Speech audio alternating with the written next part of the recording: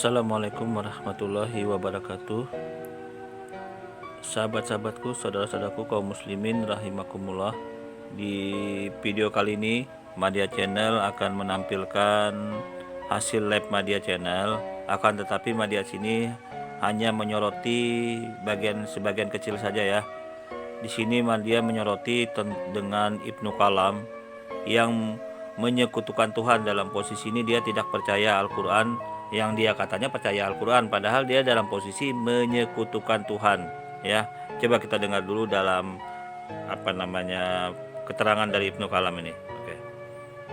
Kan itu kan jelas-jelas bulan, Pak. Ya, bulan terbelah nanti menjelang hari kiamat. Yes. Terus Pak, bagaimana kaitannya? Ya, bagaimana kaitannya dengan hadis? Ya, karena halo, masih didengar Pak? Masih Pak, masih silakan. Kaitannya dengan hadis itu karena saya Mu'tazilah, artinya rata-rata kelompok orang-orang Mu'tazilah itu kan berlogika.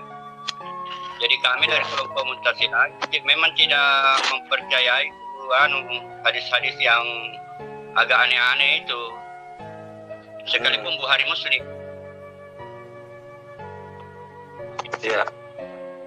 Ya, karena di zamannya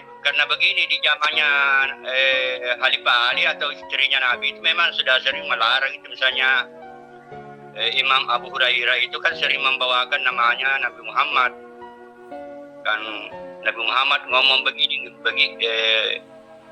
ternyata ditegur sama Khalifah Ali.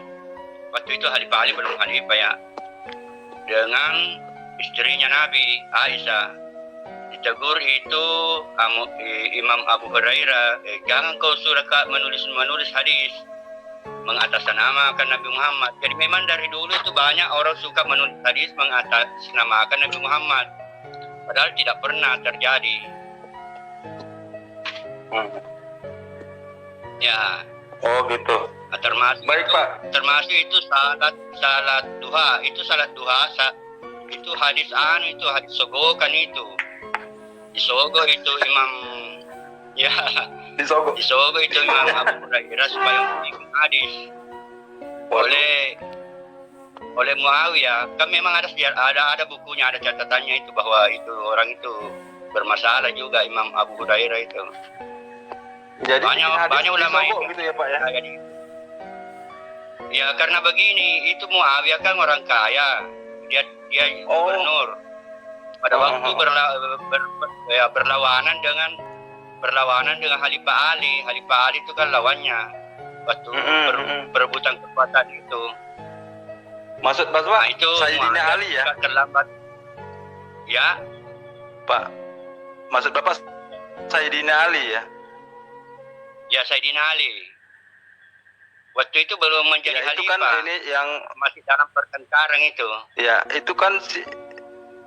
itu kan pemimpinnya dari ini ya, dari kaum Sunni. Satu lagi apa Pak?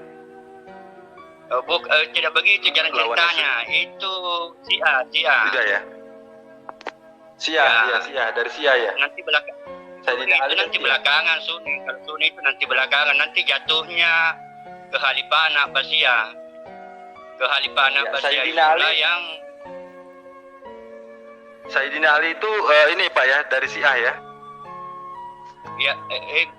Ya Syiah, tapi bukan Sayyidina Ali mengangkat dirinya Syiah, bukan begitu. Nah, di sini kan kita bisa dengar sendiri keterangan dari Ibnu Kalam yang dia lebih mengutamakan Al-Quran. Apakah benar dia mempercayai Al-Quran?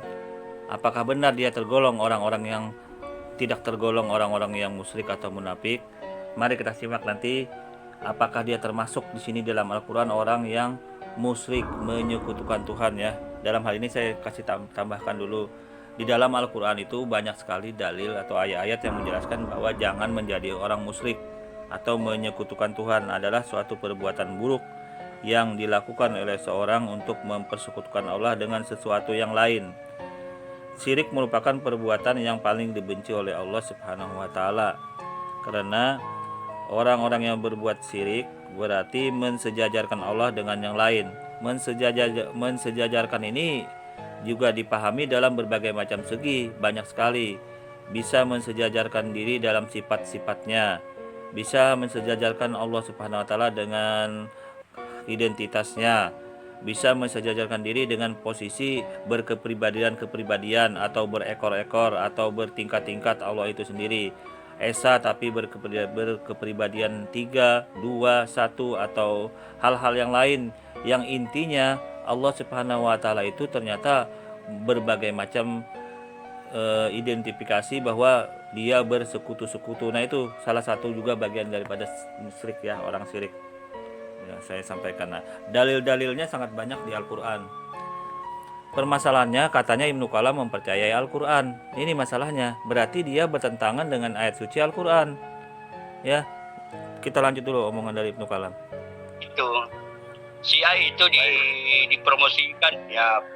Syiah itu kelompok fanatiknya Ali, karena pada waktu mau melawan Muawiyah itu berperang, sudah hampir menang itu Ali, tapi mundur Ali karena itu dipolitik sama Amr bin As. Amr bin As itu dia tusuk itu lembaran-lembaran Al-Qur'an. Oke. Di dalam hal ini ya Ibnu Kalam, apapun yang Anda coba untuk goreskan terhadap ajaran Islam itu tetap tidak mengurangi atau tetap tidak mempengaruhi bahwa Anda termasuk orang yang menyekutukan Tuhan. Itu dulu, Anda termasuk orang yang musyrik. Jadi walaupun Anda mencoba untuk menggoreng-goreng atau untuk berkilah, tetap Anda tidak bisa pungkiri bahwa Anda tergolong orang yang musyrik, menyekutukan Tuhan. Kita lanjut. Nah, sebagian terpecah belah di situ pasukan, tapi Ali lebih berpihak untuk berdamai. Baik. Nah, orang yang fanatik kepada Ali itu, kenapa kamu mundur padahal kita sudah hampir menang? Nah, itu karena Khalifah Ali melihat itu Al-Quran ditusuk sama pedang, kemudian diacung-acungkan, artinya tanda damai itu. Nah, itulah kelompoknya Ali yang fanatik, itulah yang nantinya menjadi Syiah. Jadi hadis-hadis itu kalau misalnya dari saya itu memang saya tidak percaya, bahkan sekalipun Imam Muslim dan Imam Bukhari kalau tidak sesuai dengan Al-Quran ya. Yes. Oke, Pak Ibnu, Ya, saya mau bertanya. Kita sudah dengar ya. Bilangnya kalau tidak sesuai dengan Al-Quran dia tidak ambil atau tidak pakai itu al-hadis. Itu artinya dalam pernyataan Ibnu Kalam dia mempercayai Al-Quran. Tapi faktanya, kenyataannya dia menjadi orang yang musyrik, orang yang menyekutukan Tuhan. Buktinya dia mempercayai Tuhan itu dengan berwujud manusia, salah satunya berkepribadian manusia. Terus dia juga mempercayai Tuhan itu berkepribadian dalam bentuk yang kepribadian Trinitas. Nah, ini salah satu bentuk juga dia tidak mempercayai Al-Quran. Saya bacakan dalilnya dulu ya, biar saudara-saudaraku yang lain yang belum tahu ini mendengar bisa tahu ya. Sebenarnya Ibnu Kalam bertentangan dengan Al-Quran. Saya bacakan dulu dalilnya. Bismillahirrahmanirrahim. Wa'budullaha wa la tusriku bihi syai'an wa bil walidaini ihsanan wa bizil qurba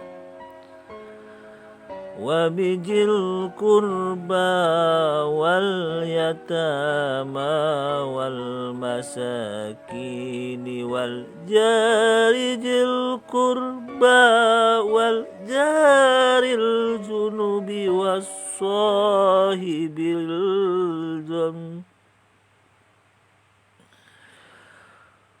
bil zanbi wa banis sabil wa ma malakat aymanukum innallaha la yuhibbu man kana mukhtalan fahura.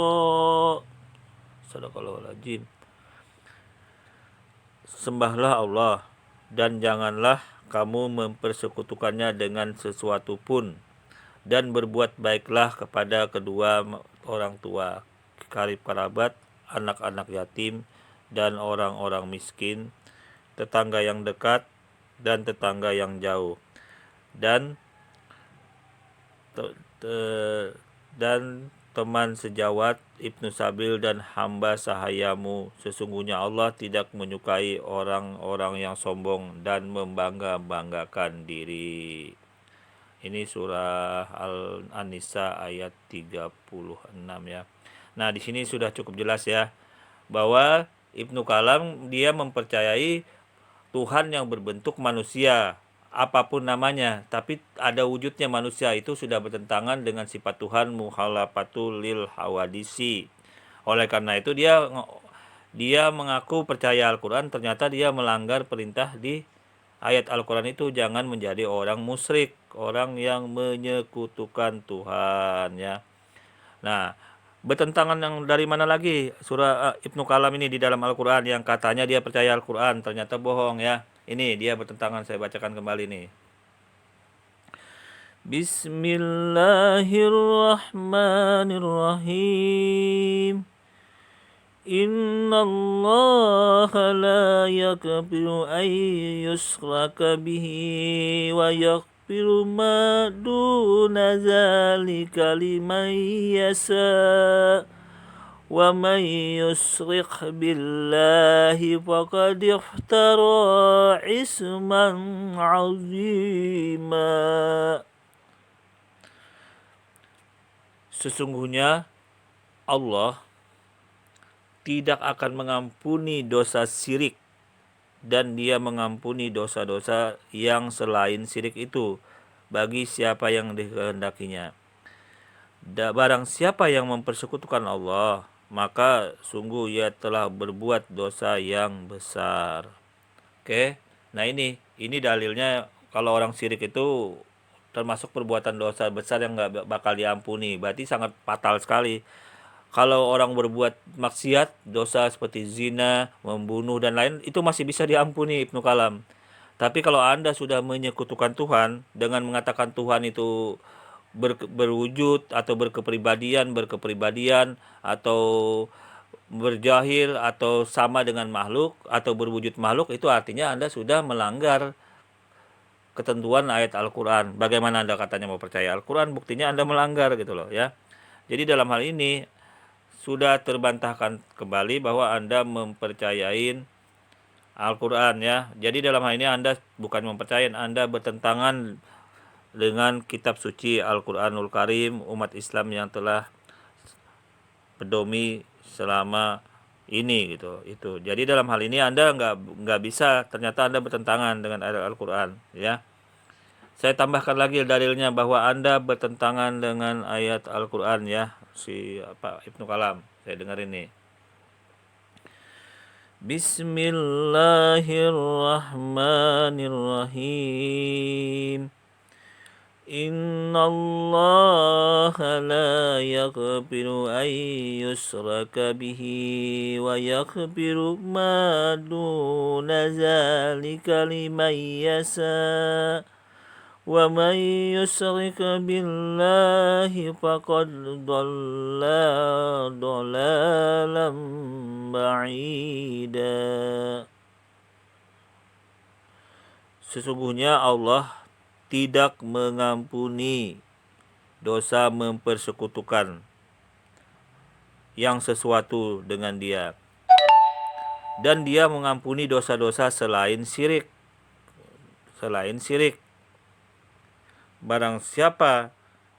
Bagi siapa yang dikehendakinya. Barang siapa yang mempersekutukan sesuatu dengan Allah, maka sesungguhnya ia telah tersesat sejauh-jauhnya. Anda bisa bayangkan Ibnu Kalam, Anda termasuk orang yang lebih sesat daripada orang yang berbuat dosa-dosa jahir. Ya, seperti orang yang berbuat dosa jahir, seperti orang berzina, membunuh atau merampok, Pokoknya berbuat-buat yang dosa-dosa yang parah itu, dalam dosa besar dalam Islam, berzina, merampok, membunuh dan sebagainya, itu Anda termasuk orang yang jauh lebih besar dosanya. Karena apa? Karena Anda menyekutukan Tuhan, ini masalahnya. Ini yang ditentang dalam Islam ya, Ibnu Kalam. Biar Anda sadar diri ya. Ya, kami di sini tidak menghimbau Anda karena Anda sudah termasuk dalam orang yang seperti itu. Jadi tidak ada gunanya. Kami hanya mengingatkan kepada kami saudara-saudara orang kami Muslim agar jangan tersesat seperti orang ini, karena dosanya ini nggak bakal diampuni berat. Kalau dia Ibnu Kalam sudah tersesat begitu, ya biarin, itu urusannya sudah. Kami nggak penting juga seperti orang seperti itu lagi. Yang tidak ada gunanya di dalam Islam juga tertolak ya. Jadi yang kami bahas di sini, kami hanya menghimbau kepada saudara-saudara Muslim yang lain agar jangan sampai tersesat seperti orang ini. Ini dosanya nggak ada bakal diampuni gitu loh. Parah banget dosanya. Sudah parah. Oke, kita akan bisa lanjut kembali ke dalil-dalil yang lain ya, biar biar saudara-saudaraku umat Muslim ya yang lain bakal tahu bahwa dosa paling parah itu menyekutukan Tuhan. Bahkan di zaman Nabi Muhammad, bagaimana itu Bilal bin Rabah dituduh, disiksa. Bayangkan, dia disiksa oleh kafir Quraisy pada saat itu di tengah lapang, disuruh jangan lagi mengucapkan kata la ilaha illallah, jangan lagi beriman kepada Allah, jangan lagi menyembah Allah. Bagaimana perjuangan Bilal bin Rabah itu mempertahankan keimanannya. Padahal kalau dia mau fair ya, dia ikutin saja kemauan orang-orang yang menyiksanya, itu dia bakal tidak disiksa. Tapi bagaimana di sini kekuatan keteguhan iman Bilal bin Rabah tersebut sehingga nggak mampu untuk dipatahkan atau digiring negatif sehingga menyesatkan orang-orang yang beriman tersebut ya. Ini sudah dinukilkan juga informasinya di dalam hadis-hadis Nabi ya, dalam hadis-hadis Nabi dan kitab suci Al-Qur'an ya. Bagaimana sedihnya perjalanan mereka gitu ya. Sekarang orang mudah sekali, kebanyakan di akhir zaman ini imannya ditukar hanya dengan sebungkus mie, kadang-kadang hanya ditukar dengan ya mau dikasih motor atau dikasih mobil, pindah agama. Dia jual ke agamanya demi harta dunia yang nggak kekal ini gitu loh. Memang dia bisa bahagia sementara, tetapi dia akan menderita nanti di akhirat selama-lamanya karena dia sudah termasuk orang yang menyekutukan Tuhan. Oke nih, dengerin lagi nih Ibnu Kalam nih ya. Dalilnya dalam surah Al-Imran ini. Bismillahirrahmanirrahim. Qul ya ahlal kitab ta'alu ila kalimatin sawa' bainana wa bainakum alla na'budu illallah wa la nusrika bihi syai'an wa la yattahija ba'duna ba'dan arbabam min dunillah fa in tawallaw faqulu ashhadu bi anna muslimun.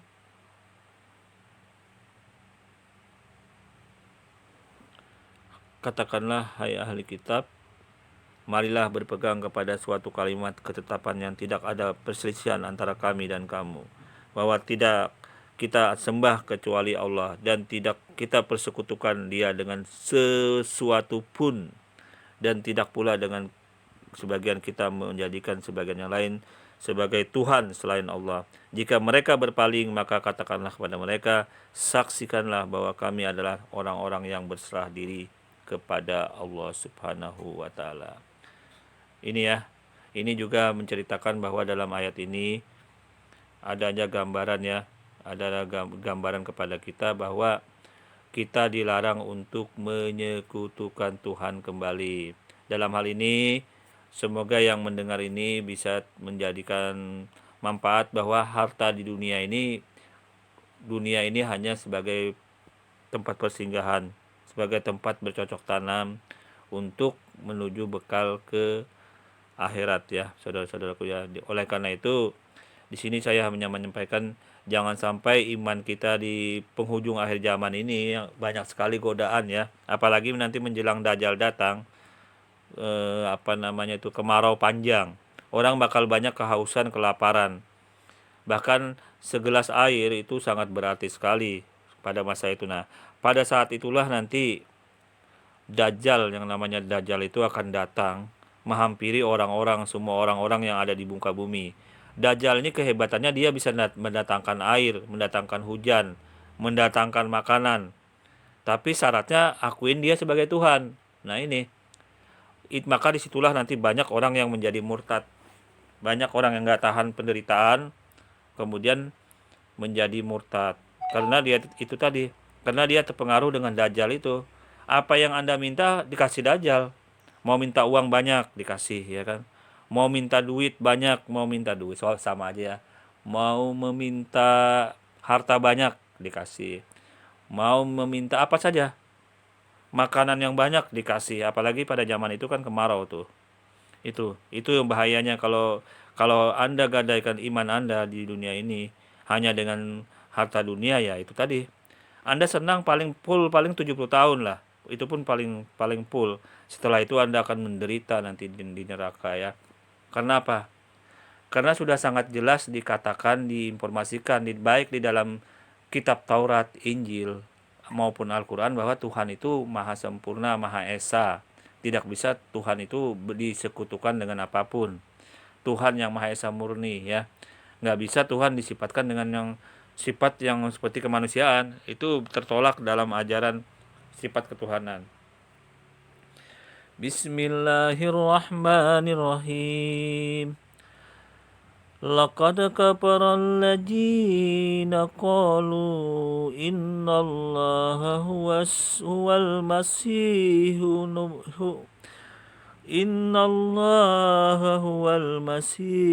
banu Maryam wa qala al-masiihu ya bani Israila a'budullaha rabbi wa rabbakum innahu man yusyrik billahi faqad harramallahu alaihi al-jannata wa ma'wahu an-nar wa ma lizzalimina min ansar.